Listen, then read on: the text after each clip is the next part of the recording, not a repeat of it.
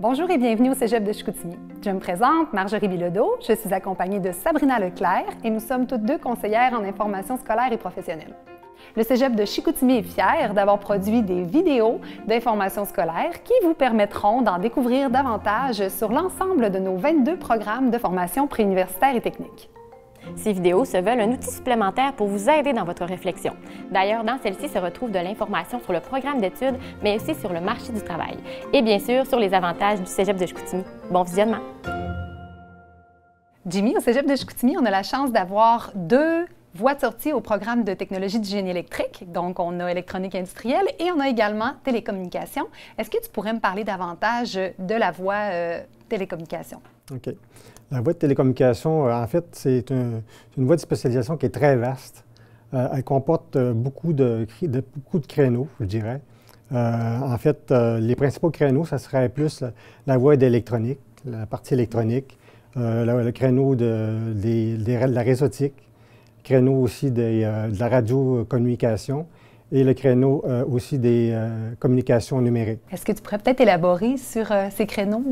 Si je parle de la partie réseautique, c'est l'installation, la réparation, la maintenance des systèmes de réseau informatique, en fait, là. Parce que maintenant, tous les appareils de mesure en télécommunication, aussi les systèmes de télécommunication ont tous besoin de la réseautique. Donc, pour fonctionner ou pour être calibré ou programmé aussi. Donc, à ce moment-là, il faut absolument que les étudiants soient en mesure d'effectuer des interventions sur les réseaux. Pour la partie de radiocommunication, on parle d'installation, toujours de réparation, mise en marche, installation, puis après ça, l'entretien. Des systèmes de radiocommunication. Donc, c'est tous les systèmes, en fait, de communication qui permettent de communiquer d'un point A à point B. On peut communiquer soit un signal vidéo, transmettre un signal vidéo, recevoir un signal vidéo, ou bien transmettre, recevoir un signal audio, ou bien du data. Après ça, on a aussi la partie créneau des communications numériques. Donc, ça, c'est un petit peu plus la partie électronique. Donc, on a une partie communication numérique puis communication analogique aussi. Parce que tous les appareils, les systèmes sont différents un peu. Il y a certains appareils qui ont des circuits électroniques, mais analogiques. Donc, et d'autres, c'est des circuits numériques. Donc, il y a un peu un créneau comme ça qui permet en fait aux étudiants de comprendre qu'est-ce qui se passe à l'intérieur des circuits électroniques, là, de tous les appareils de communication, soit que ce soit en analogique ou en numérique. Donc, les étudiants vont se familiariser avec chacun de ces créneaux pendant la formation, c'est ça? Oui, exactement. Donc, comme je disais tantôt, c'est intéressant pour les étudiants de choisir ou de faire un choix parmi les créneaux.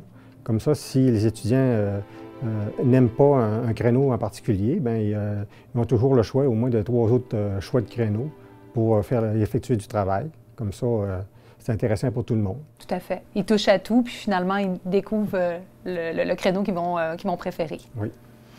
Est-ce que tu peux me parler un peu de ce qu'on voit ici là, dans le laboratoire? C'est quoi ces équipements-là? OK. Ce qu'on voit surtout ici, dans notre local, c'est des équipements, pour faire des mesures en radiocommunication. Il y a aussi quelques équipements dans le fond du local qui permettent de faire un peu de la réseautique aussi. On a des switches dérouteurs. Mais en général, c'est surtout pour faire de la mesure sur les radios. Mesure en fait sur les signaux de radio, des signaux audio, vidéo, et aussi pour mesurer certains signaux Wi-Fi.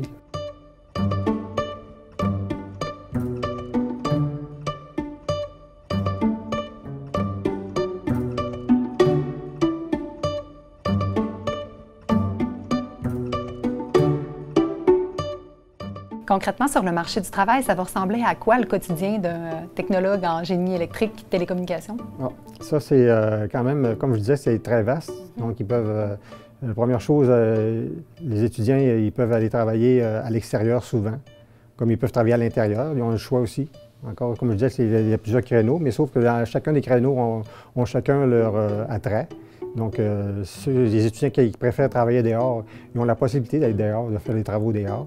Sinon, ils peuvent faire à l'intérieur, dépendant du créneau, avec soit pour assister des gens dans l'entreprise ou à l'intérieur, pour faire des mesures ou quoi que ce soit. On me parlait tout à l'heure qu'en électronique industrielle, les étudiants travaillaient sur des projets concrets. Est-ce que c'est un peu la même réalité ici en télécommunications? Oui, exactement. Donc, les étudiants, ils peuvent monter des projets, ils peuvent assister des techniciens ou d'autres, des ingénieurs à l'intérieur des entreprises pour améliorer des systèmes, pour les entretenir. Puis, des projets qu'on monte ici, entre autres, là, un projet final là, qui pourrait être monté par les étudiants, ça serait entre autres faire l'installation et la programmation d'un système de téléphonique IP. Okay. Donc, c'est la nouvelle technologie des téléphones aujourd'hui. Puis, ils passent par toutes les étapes à partir de la conception, de l'élaboration du projet. Après ça, jusqu'aux étapes de finalisation. Donc, entre-temps, ils doivent faire l'installation, le câblage, la programmation et les essais techniques. Ça ressemble à quoi un étudiant qui choisit la voie télécommunications? Quels sont ses intérêts? Je dirais qu'un étudiant, pour devenir en télécom, il faut qu'il ait la passion, première chose. Il faut aussi qu'il y ait une certaine agilité manuelle. Oui, c'est sûr. Parce qu'il y a beaucoup de travaux physiques, entre autres fabrication de câbles, passer des câbles à l'intérieur des édifices, installer des choses à l'extérieur avec des montages, des montures aussi pour installer les antennes, toutes ces choses-là. Ils ont besoin aussi d'avoir beaucoup d'autonomie. Donc, il faut qu'ils soient très autonomes là, pour travailler dans le domaine. Puis il faut qu'ils aient confiance en eux autres aussi, parce que des fois, ça arrive souvent que la télécom, on ne peut pas tout connaître au départ. Fait que souvent, on arrive face à des choses qu'on ne connaît pas. Puis il faut avoir confiance et être capable de ne pas avoir peur pour être capable de soit installer ou un nouveau matériel, puis le faire fonctionnel. Bien, dans le fond, moi, j'ai fait mon secondaire 5 à Polyvalent de la Baie. Après ça, bien, dans le fond, pourquoi que je m'inscris en télécommunication et réseautique, c'est parce que dans le fond, mon frère a fait la technique. Puis dans le fond, pendant une journée porte ouverte à son travail, bien, j'étais allé voir ce qu'il faisait là-bas. Puis je me suis dit, bien, ça, c'est ça que je veux faire plus tard. Fait que c'est pour ça que je me suis inscrit là-dedans. Là. Je capotais bien raide là, cette journée-là. Je me suis dit, ça, c'est sûr, c'est ça qu'il faut que je fasse. Puis qu'est-ce qu'il faisait cette journée-là? Bien là, dans le fond, on se promenait, puis lui, bien, il me montrait des salles là, de serveurs, là, de switch, de routeur. Puis il m'expliquait le fonctionnement, puis tout ça, puis l'équipe, puis après ça, la téléphonie IP.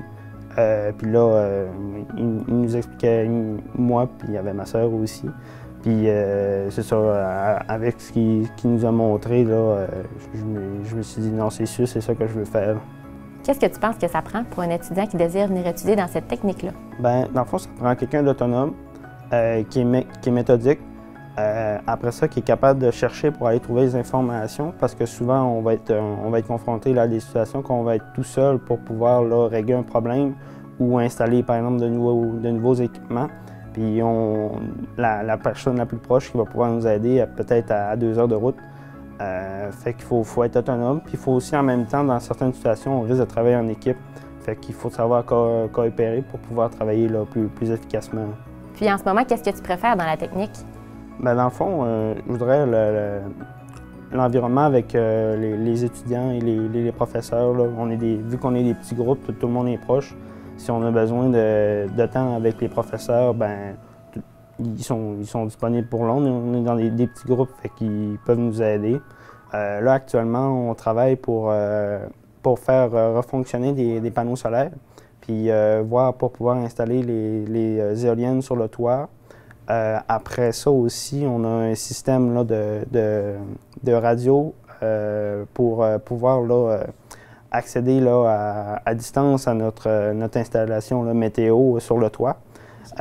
Puis là, dans le fond, c'est pour pouvoir là, faire fonctionner tout ça, puis pouvoir là, le contrôler là, à distance à partir là, de l'étage sans avoir besoin là, de monter là, au 7e étage. J'imagine que ça ressemble à ce qu'on retrouve sur le marché du travail. Oui, c'est ça. Comme, par exemple, si on travaille là, pour Hydro-Québec, ben, ils ont beaucoup de stations météo un peu partout. Puis c'est semblable là, ce qu'on peut retrouver là, comme fonctionnement puis comme équipement. Là. Qu'est-ce qu'on retrouve sur le toit du 7e étage au Cégep de Chicoutimi? Bien, sur le toit, il y a plusieurs éléments finaux, en fait, pour faire la communication. On a, entre autres, plusieurs types d'antennes pour effectuer de la communication radio, communication vidéo, quoi que ce soit. Téléphonie aussi. On a aussi des panneaux solaires, des systèmes de panneaux solaires, parce que tous les équipements de radiocommunication doivent fonctionner indépendamment lorsqu'il y a une perte de courant, d'alimentation. On a aussi des éoliennes. Donc, les étudiants doivent connaître les systèmes éoliens. Donc, c'est tout en fait des systèmes qui permettent d'alimenter à l'aide des batteries les systèmes, au cas qu'on ait des pertes de courant. Après ça, on a aussi des antennes radar, des antennes de micro-ondes. Donc, les antennes de micro-ondes, c'est des systèmes de communication directionnels sur des très longues distances. Donc, les étudiants, après les 3 années de formation, vont vraiment être habilités à travailler avec tous ces appareils-là. Oui, c'est pas un job qui est fait pareil. Les tâches sont très diversifiées. Les employeurs aussi, c'est diversifié.